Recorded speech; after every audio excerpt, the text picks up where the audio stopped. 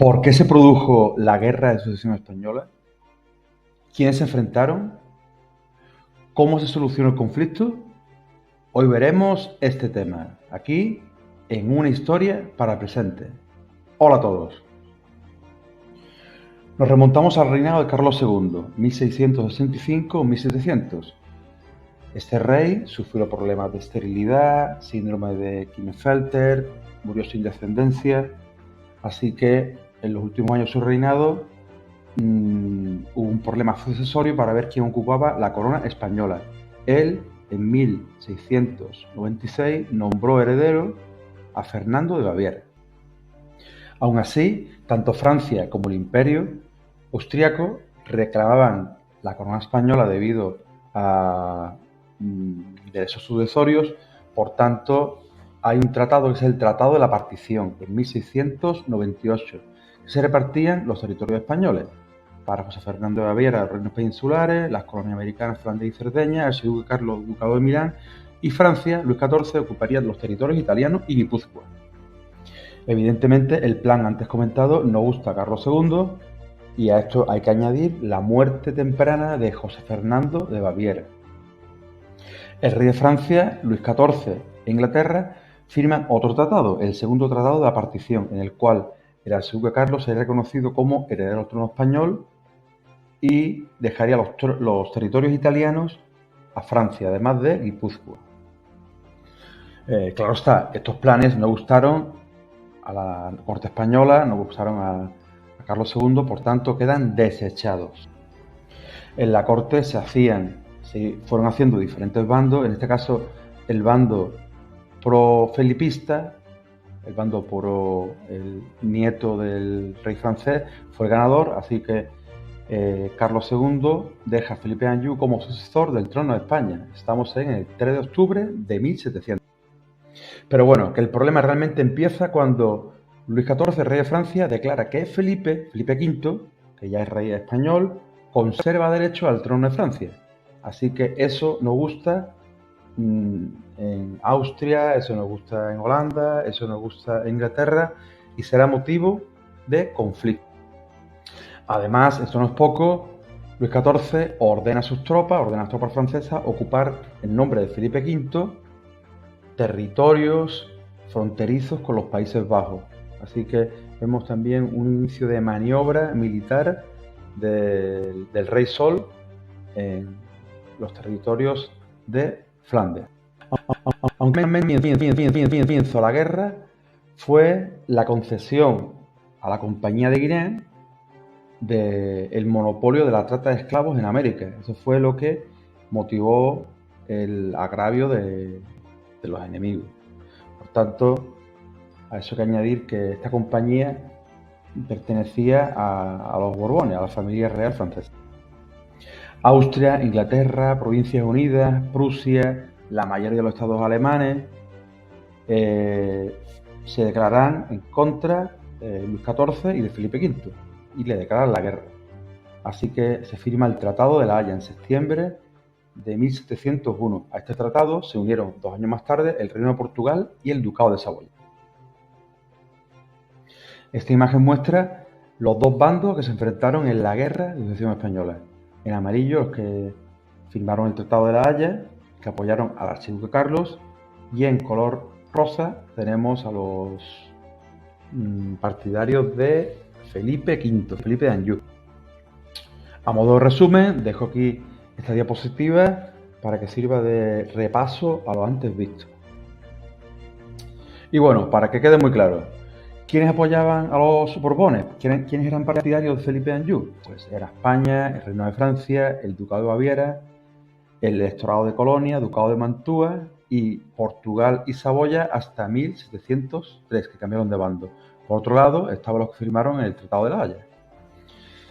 Ya en 1701 se dan los primeros enfrentamientos, en este caso en el norte de Italia, y tenemos la batalla de Carpi. En este conflicto, las batallas navales también cobraron gran importancia. Como ejemplo, el intento anglo-holandés de tomar Cádiz en agosto de 1702, intento que fue frustrado por las tropas españolas. Un hecho importante es el reconocimiento de Inglaterra y Holanda de Carlos, el archiduque Carlos, conocido como Carlos III, aunque no pasó finalmente la historia con ese nombre, sabemos que fue Carlos III de Borbón, pero bueno, el reconocimiento como rey de España. Así que España en esa época tenía dos reyes. 1704 empiezan los reveses para el bando de Felipe, para los franceses, en este caso la derrota en la batalla de Blenheim ante las tropas de Marlborough, el general inglés. Y a esto sumamos la toma de Gibraltar por el contingente anglo-holandés, toma de Gibraltar en agosto de 1704. Además, la idea inglesa de controlar los mares, porque tenemos la toma de Menorca en 1708. La península es guerra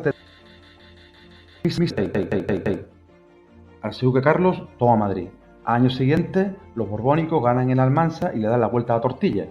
En el 1710, el bando de archiduque Carlos toma Zaragoza, toma Madrid, se hace con parte del control efectivo de la península ibérica, pero a final de año, en diciembre, hay dos victorias de los borbónicos que ahora veremos. Como victoria del bando borbónico, tenemos aquí en el 1707 la batalla de Almansa, que le da la vuelta a la tortilla por primera vez. Vámonos a Europa. En esta batalla los franceses son derrotados y por tanto pierden gran parte de sus territorios que habían conquistado anteriormente en la zona de Flandes. Los partidarios del archiduque Carlos le dan la vuelta a la tortilla en la península ibérica, recordamos en el 1707 ganan los borbónicos en Almansa, pero ahora ellos tornan el devenir de la guerra y vencen en Almenar, la batalla de Zaragoza y toman Madrid en septiembre de 1710. Aunque a finales de año se dan dos victorias de los borbónicos, tanto en Brihuega como en Villaviciosa de Tajuña, el 8 y el 9 de diciembre, así que tenemos como en el territorio peninsular la cosa está de cara a los partidarios de Felipe. Eso es fundamental. En abril de 1711 muere el emperador José I. Por tanto, la corona pasa al archiduque Carlos. De esta forma, la guerra deja de tener sentido para los holandeses y para los ingleses, que no querían que Austria otra vez uniese los territorios españoles a los territorios imperiales. Y hay que sumar también que en noviembre de 1712 Felipe d'Anjou renuncia a sus derechos al trono francés, mientras que los otros príncipes franceses hacían lo mismo con el trono español.